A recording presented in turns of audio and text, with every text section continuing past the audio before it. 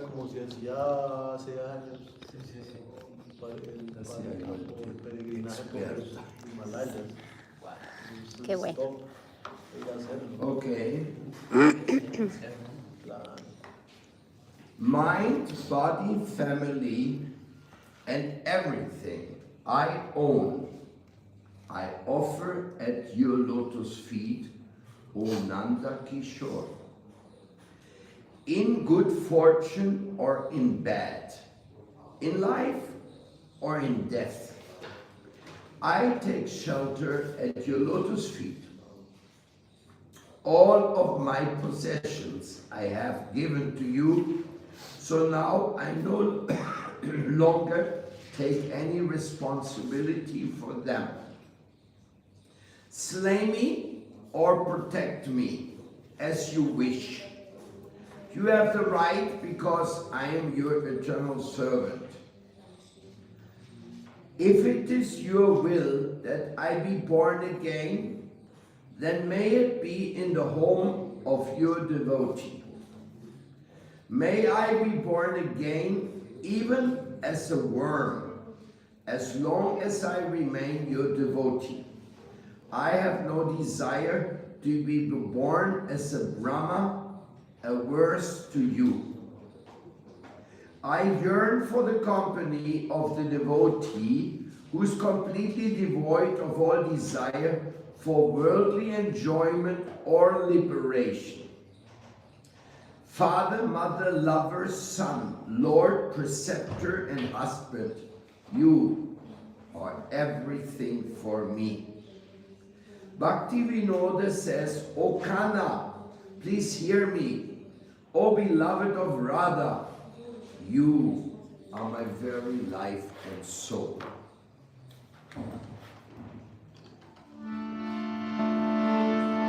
Manasa dea gea yogi chumora arpiluntu vopade nanda kishora sampada vipade jivane marane Dayam mama gela tuva o padavarane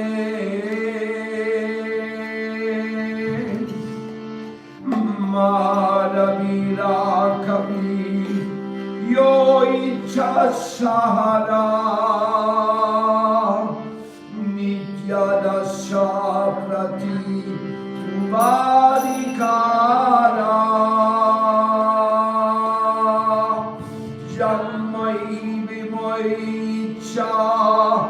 Yadi Toda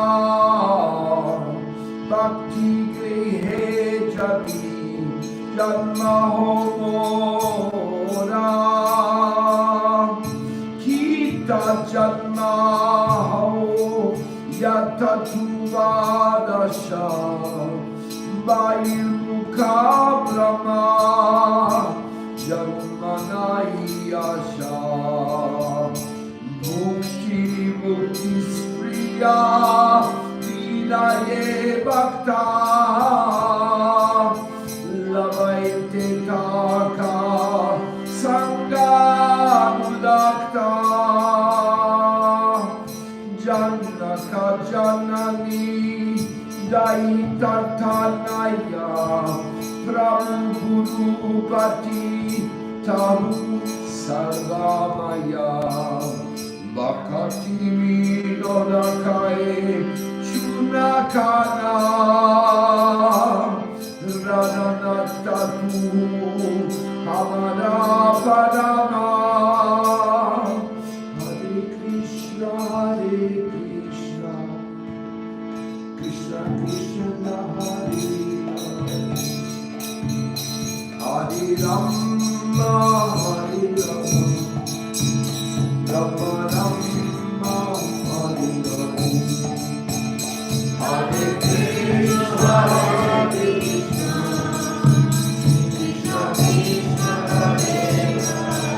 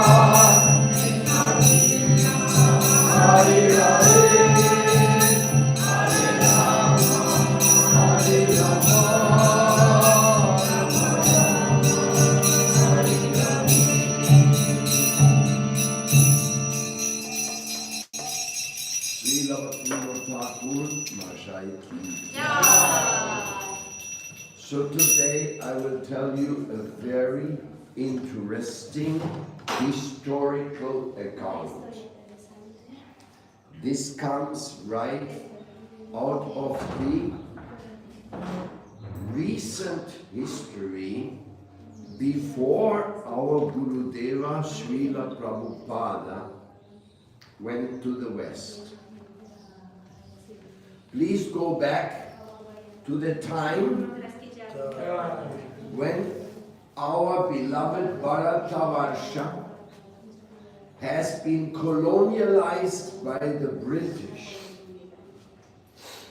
Not only colonialized, but the Britishers were tremendous thieves, real gundas. They were stealing from India anything they could get their hands on it.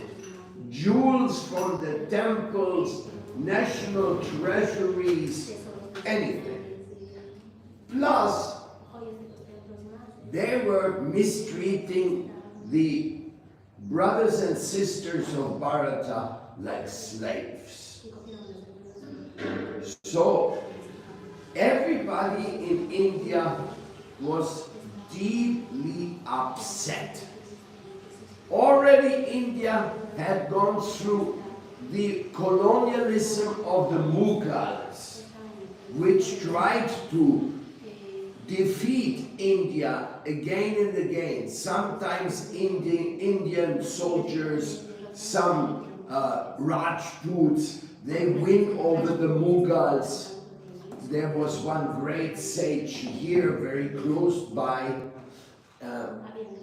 He was the king of Bharatpur, and he actually defeated the Mughals in several occasions. And so, but India had suffered for whatever karma. So, the time the Britishers were still in total control, the Gaudiya Math started preaching. Gaudiya Math is the mission of Bhaktisiddhanta Saraswati Thakur. You can see him now. He's for us just like our grandfather, our very sweet grandfather. And so he, under the order of his father, Bhaktivinoda Thakur, who wrote this song, which we just were singing this morning, he had started a Vaishnava mission called Gaudiya Math. And it was spreading. He was gradually making a temple in Mayapur, the Yoga Peeth where Lord Chaitanya appeared, and in Calcutta he was preaching, and in Delhi. So gradually the Gaudiya Math was spreading in India. Very slowly, but spreading. One of his disciples, his name was Bhakti Hridaya Bon Maharaj. And it is his birthday today. That's also the special reason why I tell this story today. Bhakti Hridaya Bon Maharaj was from a Brahmin family, means he was a highly respected Bengali family. When he joined his Gurudev was very happy to have a young, intelligent Brahmin disciple. So Bhakti Hridaya Bon Maharaj was studying very seriously when the news came from Germany. What was the news? That there is a new political movement in Germany, and they have put as their symbol the swastika. So everybody in India was, what? Because swastika is the sign of auspiciousness.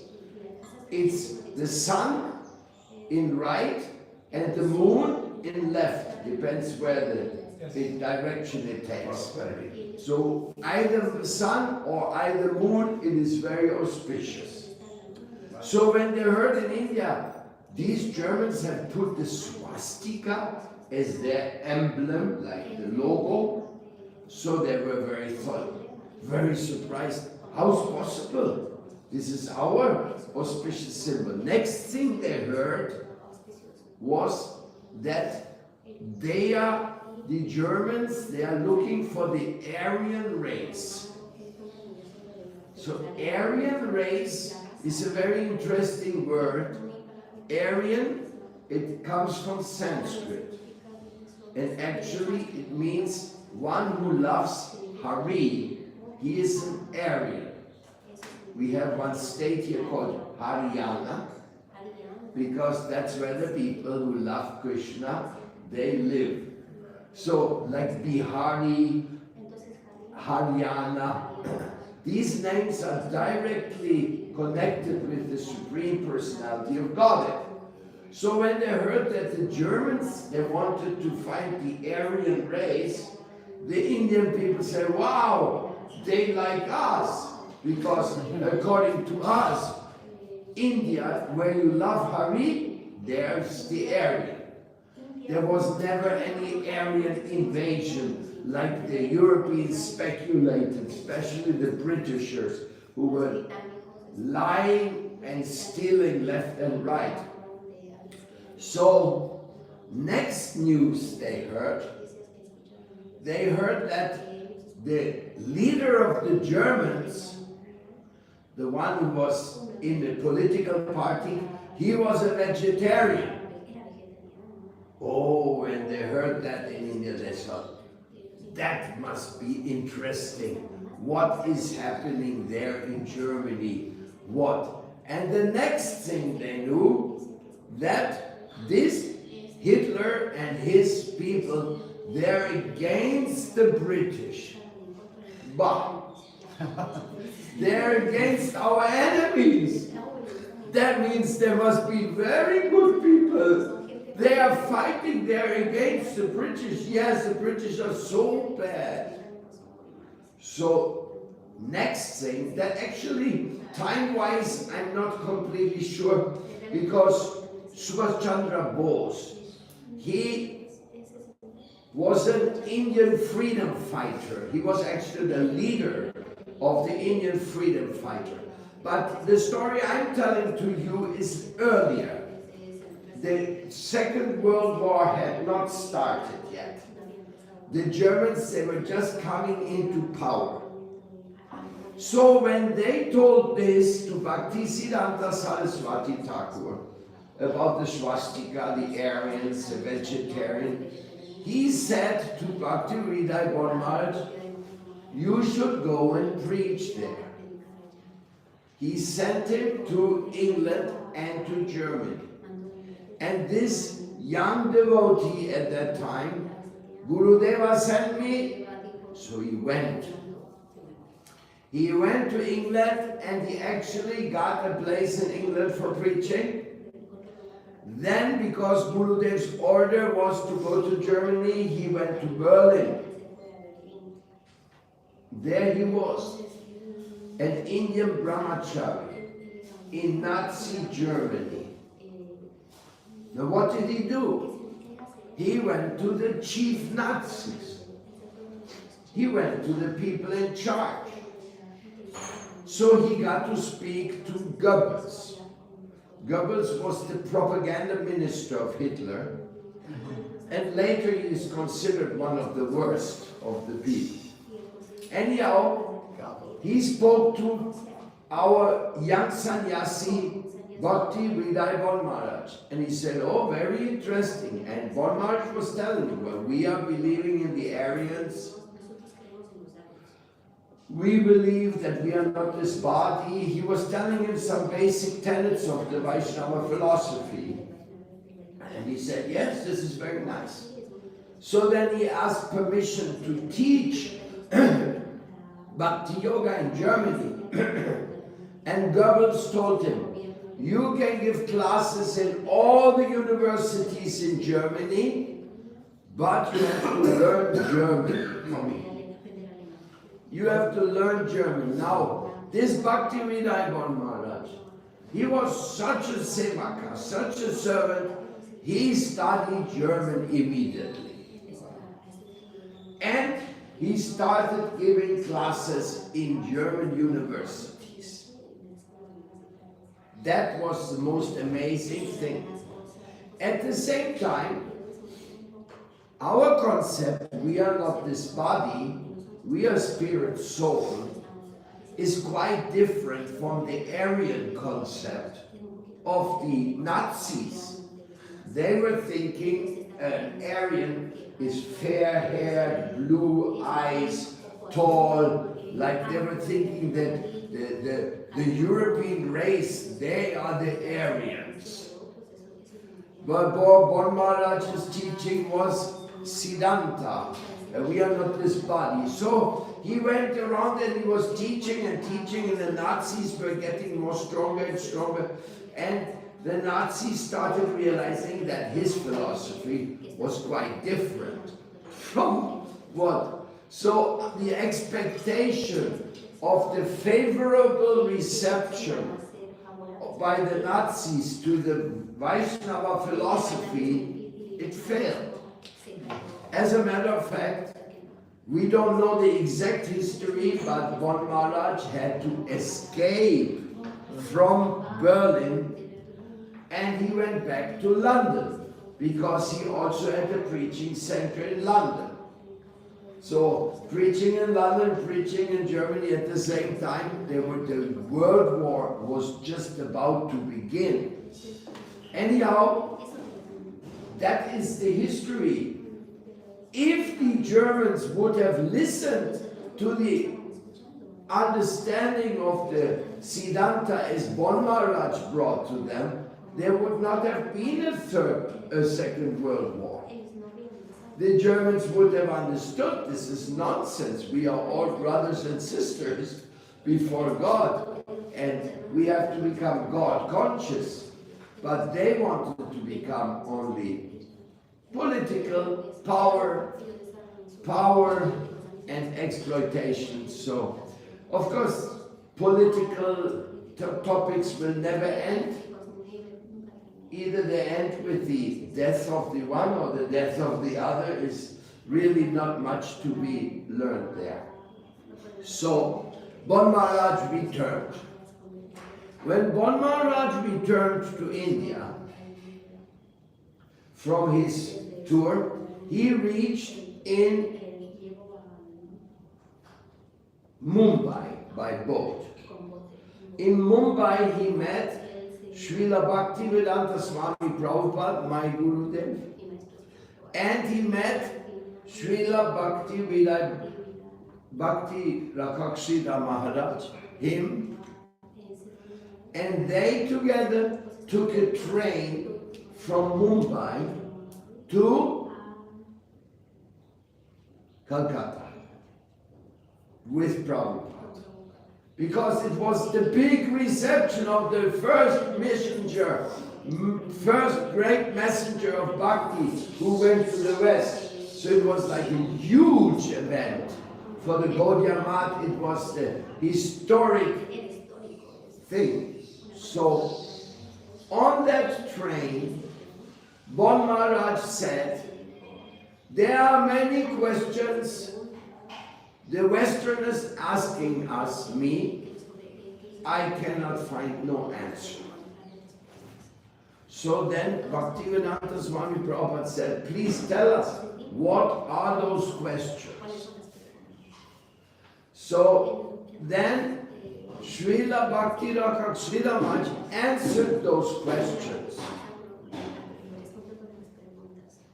So after Bon Maharaj was satisfied with the answer, Srila Prabhupada proclaimed, today Europe has been defeated by Asia.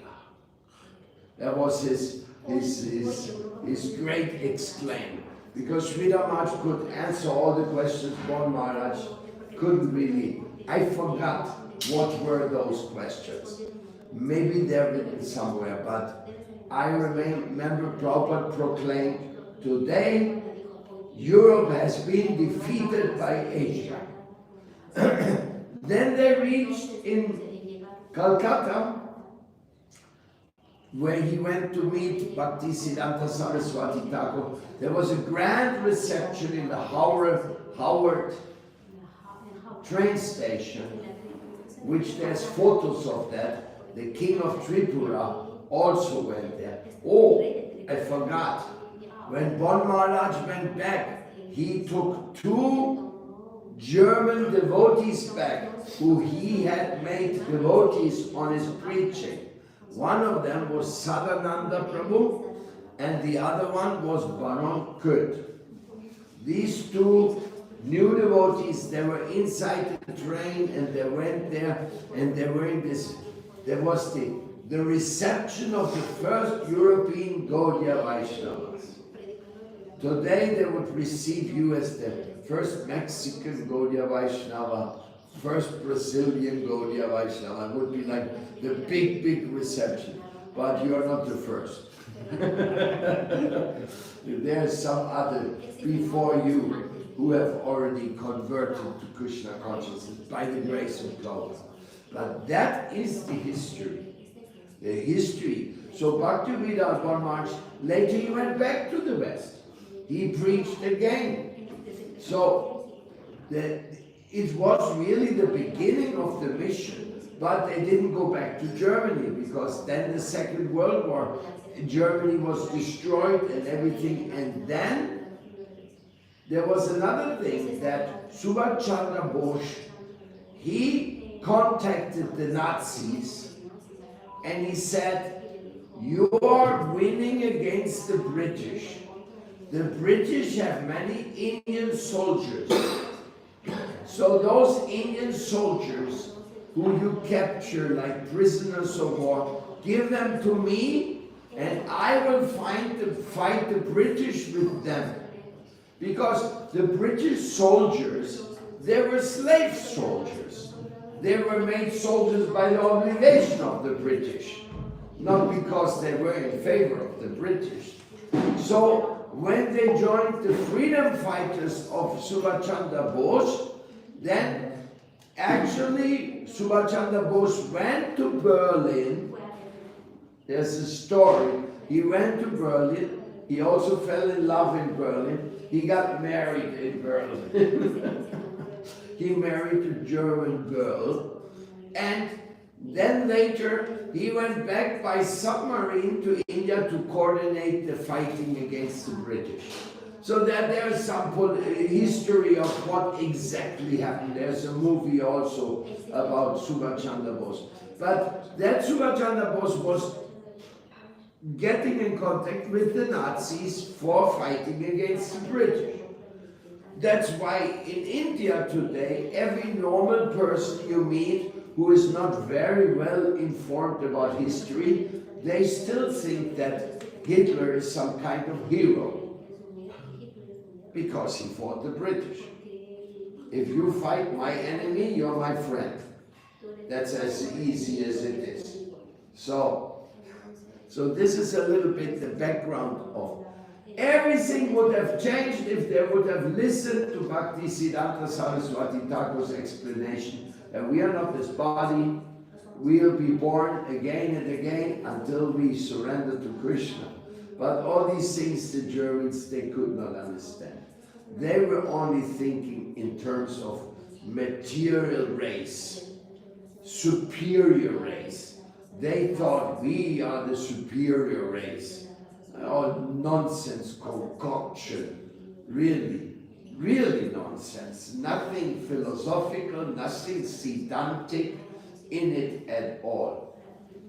The reason they used the swastika was because they belonged to some esoteric organization called the Thule Association, which was a little bit of ghost worship, magic, and they had taken the swastika as their symbol. That's where the Nazi got it from. But they were like macumberos. Yeah, they were like a little bit magic and like all that. I don't know the exact details of it, but many of the big Nazis, like Himmler, they belonged to the Thule Association. So they were not Catholics, so to say. They were on an esoteric trip. That is the history. So this Bhaktivedanta Maharaj, when he came back to India, he started the Bhajan Kutir and the Radha Govinda Trust. And this Radha Govinda Trust, one of the disciples of Bhaktivedanta Maharaj was Gopananda Bon Maharaj, who is now the president of the Vishwa Vaishnava Raj Sabha, our beloved Gopananda Bon Maharaj. So that means that history from the past is connected to the history of today. We are completely connected with what happened then and what happened then. Srila Prabhupada and Bhaktivedanta Maharaj had a very close relationship also. When Srila Prabhupada was living in Vrindavan, in Vamsi Gopal, and later in Radha Damodar, he often would go to Bhajan Kutir to meet with Srila Bhaktivedanta Maharaj, and he was going there to cook big feasts. Actually, Gopananda Bon Maharaj, who was the official cook in the temple, and Bhaktivedanta Swami Prabhupada, they would make competition cooking for big mahotsavs. And our Prabhupada invited Gopananda Bon Maharaj to accompany him to the Western preaching. But he said, how can I go? My Guru Dev has so much seva for me here. I cannot just go away. So, therefore, Bhajan Kutir, where we are going this morning, and our Prabhupada is also very, very closely associated. So, what to say? We can only say, we ask for the mercy of these great Vaishnavas. In Vishwa Vaishnava Raj Sabha, we worship Gopananda Bon Maharaj, our president. We worship our Bhakti Rakshida Maharaj, who kept the Vishwa Vaishnava Raj Sabha alive. We worship Bhaktisiddhanta Saraswati Thakur, who reignited the Vishwa Vaishnava Raj Sabha. We worship Bhakti Vidai Bon Maharaj, the first preacher to the West, and Bhakti Saranga Goswami Maharaj, who also went to the West, and Bhakti Prabdeep Tirtha Maharaj, who also went to the West, and Sambhidananda Prabhu, the brother of Bhakti Vilas Tirtha Maharaj, who also went to the West, and he made a PhD in Gaudiya philosophy there. So these Vaishnavas tried many ways to conquer the West with Krishna consciousness. But why was Prabhupada so successful, whereas the other preachers were not having any big impact? What was the reason? Actually very easy to understand. Bhakti Vidai Bon Maharaj, he went to preach to the high-ups. He went to preach to the Viceroy, the Marquess, to the Lords of England, who had been the top exploiters of India. But some of them liked India. So he preached to them. They got an interview with Queen Mary in that time. So they were trying to preach on a high level. In Germany also, they preached to the Minister of Propaganda and to the universities. And when you have a big position and when you have money, you have everything, and then somebody comes to you and tells you, oh, you can do this, you can become Krishna conscious, you can do this. Maybe intellectually you like it, but you will not give up all your enjoyment facilities. That will not be you. You're too attached. So they preached and they had an impact. Gopal Srila Bhakti Vidai Bon Maharaj, he was invited to publish a book, The Answer of the Religion to the World Problems. He also wrote My Years in Germany and all that. Amazing. Absolutely amazing, the preaching of Bhakti Vidai Bon Maharaj. But when our Prabhupada went to the West, our Jagat Guru Shakti Aveshavata Srila Prabhupada, when he went to the West, he first went to Butler, Pennsylvania. And that was a little minor town. And nobody would listen to him. They were all working in the mines, and Prabhupada couldn't find a contact to.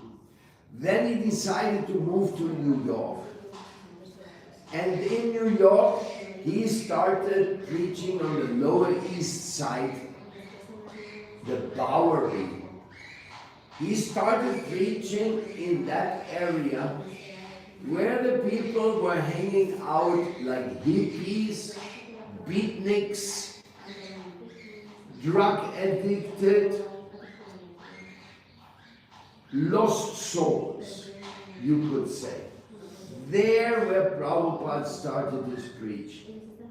To those people who were fed up with Western society, fed up with the Vietnam War, fed up with the bourgeois society, and they were all trying to become happy by taking LSD and smoking hashish and marijuana. And Prabhupada said, this will not help you. Chant Hare Krishna and stay high forever. That was Prabhupada's preaching. Being high means being on drugs. Prabhupada said, no, chant Hare Krishna and stay high forever. That is a much better. That became a slogan. And by that slogan, then Krishna consciousness started spreading. So the first disciples, the second disciples, the third disciples, the fourth, fifth, sixth, seventh, eighth, ninth, tenth, and so on, were all from the downtrodden society. Yes, there were some intelligent people. Hayagriva, he was also a university professor in English, but he was also a hippie. So he was not like from the bourgeois society, which only sits there and drinks some champagne and like that, and like the real, who knows what to call them. We call them in South America chusma rica and chusma pobre. Huh? Basically, they're all chusma. Chusma means low class. Those who are part of this bourgeois society, so-called high society, full of money and arrogance, they are also low class. They're just low class rich and low class poor, but it's all low class. So that is how Bhaktivedanta Swami Prabhupada started. And I can testify to that because I am one of those lost hippies. Completely lost. And Harijan Maharaj, my beloved godbrother down there, you see him, he was not exactly a hippie.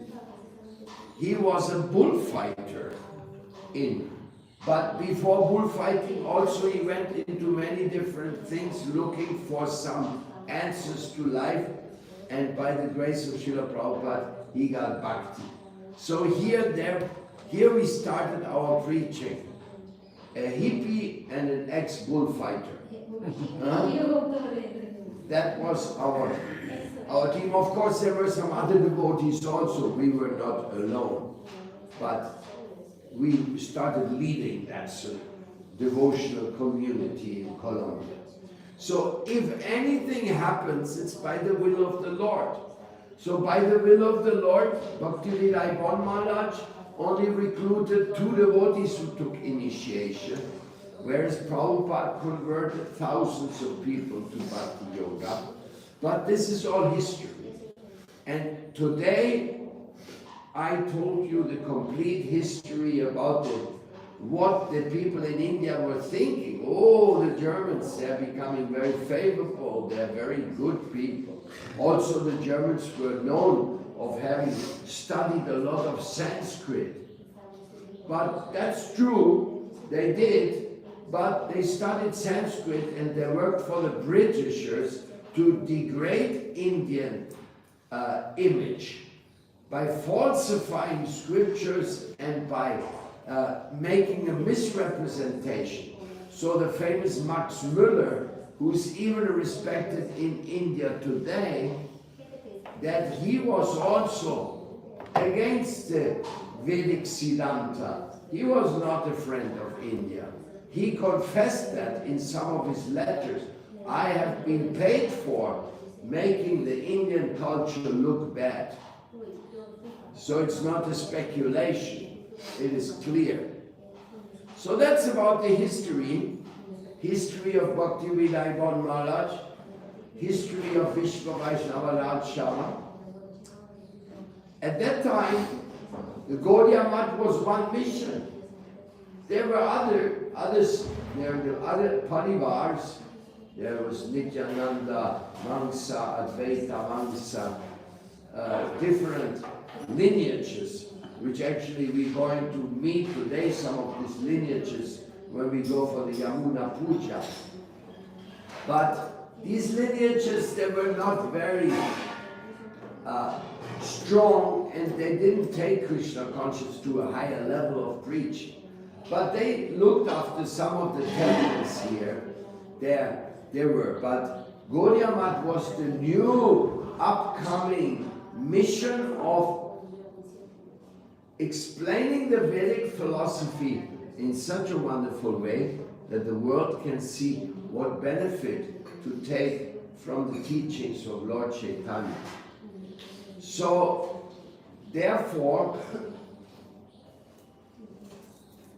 the real history of the big Gaudiya Math started when ISKCON came here.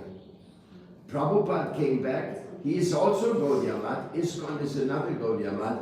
But because he was coming with Western recruits, Westerners who started chanting Hare Krishna, the Indian people started thinking different. First they thought these Westerners, they must be fake. How can a Westerners in a modernized world start chanting Hare Krishna and following medieval Vaishnava teachings? You know, medieval times, there's nothing. But from technology point of view, absolutely zero. No industrial revolution. And now these Hare Krishna Westerners who come from rich countries with all the facilities, they go back to the old ways of simple living, high thinking. First the Indians could not believe it. But today they do believe it. And today many of the scholars, IIT, college graduates, very smart people, they are preaching Srila Prabhupada's teachings. Lots of very, very good preachers, good. And as you can see, Krishna consciousness is spreading in India very fast, left and right. And Vrindavan is becoming the top attraction. And Mayapur as well. So all this is divine plan of Krishna. Now, if you have any question about any of this, this was kind of an history class on the life of Bhakti Vidai Maharaj. He also was, at some point, Bhakti Vidai Maharaj, he was given the position of the Mahant of the Kumbh Mela. By all the Kumbh Mela people, he was appointed to be the leader of the Kumbh Mela, because he had went to the West and had preached in the West, and he also started a school in Nandagaon. He restored the Bhajan Kuti of Sanatana Goswami. He also started the Bon Maharaj College, which in his time was one of the greatest accomplishments. Later, it was invaded by other types of interests, but this is separate to be studied, very separate. The added information I would like to add in the history. Subhash Chandra Bose was declared Prime Minister of India in 1942 after the Second World War, and he was accepted as a Prime Minister to 42 countries, including Thailand and the South Asian countries, but which was not liked by the British establishment. And from the Bihar to the Bangladesh, the whole country was under the Subhash Chandra Bose's command during that time. Every single British officer was killed by the Azad Hind, which is the Subhash Chandra Bose, with the Germans' support of the military operations. And they were all destroyed by the Subhash Chandra Bose establishment. So that was one of the big reasons why the British left. Yes. Because Bush was getting more powerful. But that created another conspiracy theory. It's that 1930, after Subhash Chandra Bose, they realized that being on in the white skin, they cannot rule the country. So they wanted to create a British Asian children, which also started the slavery of the kidnapping and the women trafficking. And they produced produced children. And it seems even today, the whole thing is continuing. This was in 1930 initiated. I hope you understand the deeper meaning of the words. And the Subhash Chandra Bose was not liked by the British government and the Congress, which was ruling here. So it seems the Pandit Jawaharlal Nehru had planned the assassination of Subhash Chandra Bose, and then he claimed this Prime Minister's chair. Okay. Any other question from your side?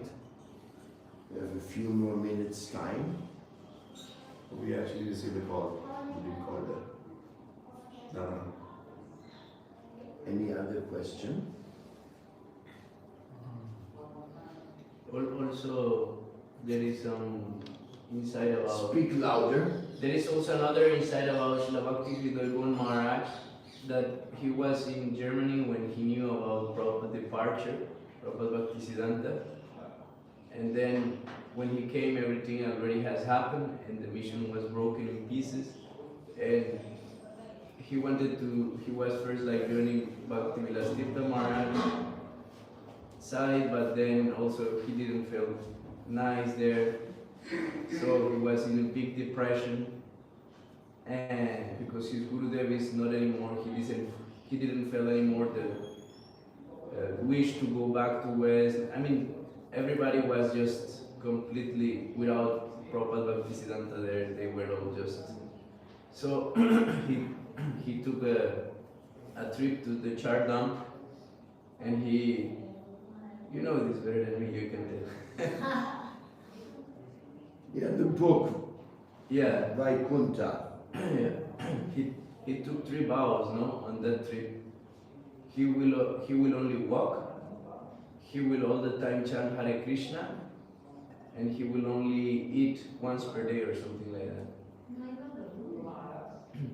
No, tomó 3 votos, solamente iba a caminar, o sea, no iba a agarrar carros ni nada, no iba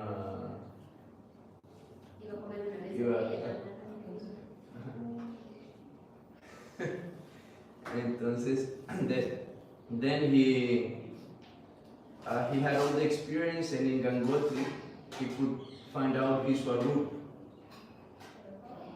And later on, when he came to Vajankuti, there when you go to his Vajankuti, he has underground one place where he lived for 6 months without getting out. Devotees would just take prasadam there, and he would make dancing, because he find out he was a dancer, Manjari dancer in the spiritual world. So he had his ankle bells there and some instrument, and there he would dance for Radha and Krishna.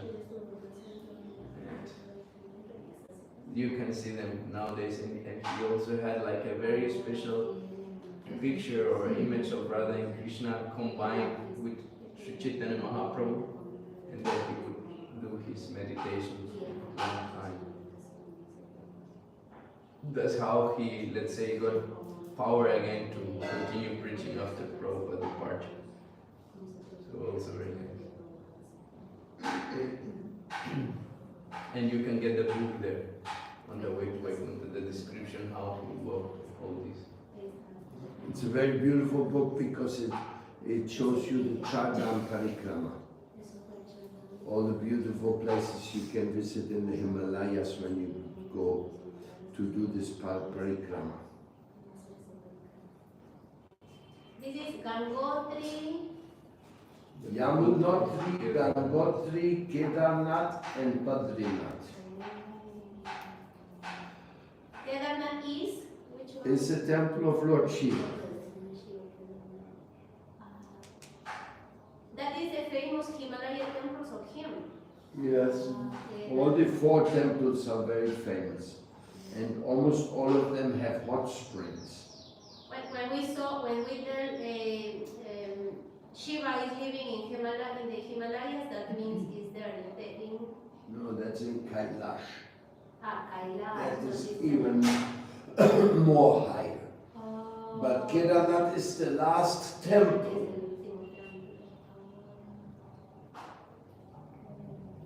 In Kailash, this is in Tibet. So it's not very easy to go there, but some people go there. Mist. China? Tibet, China? Or?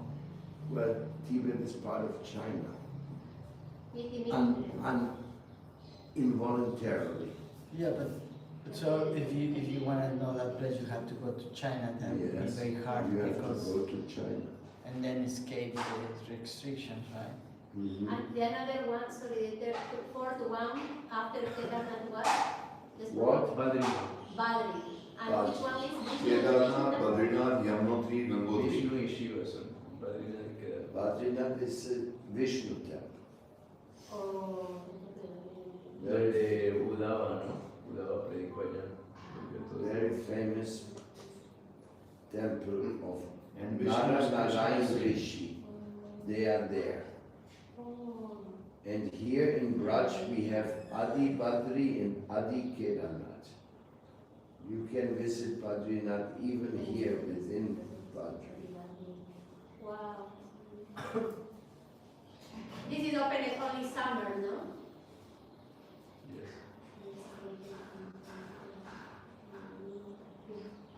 Otherwise, there's freezing cold there. Yo no entendí lo último que dijiste. Que eso es solamente abierto en el verano. Que solamente es abierto en verano. Correcto. En el invierno se cubre en hielo todo esto. También ahí está Vyasa Gufa, Ganesh Gufa, donde Escribieron los Vedas. where they wrote down the Vedic scriptures, and there is the beam pool over the Saraswati, the river Saraswati, which comes down splashing from the mountains. Incredible power. There's no way to cross, but Bhima put a big slab of stone over the Saraswati, just in one point. So you can cross over there and you see the Saraswati going under. This beam pool is, until today, the only way to go up into the mountains. And that's where they say the Pandavas went to leave this world.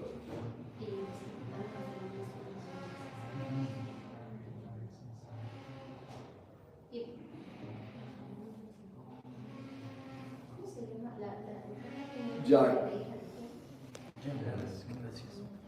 There is any place about Janaka there? About Janaka,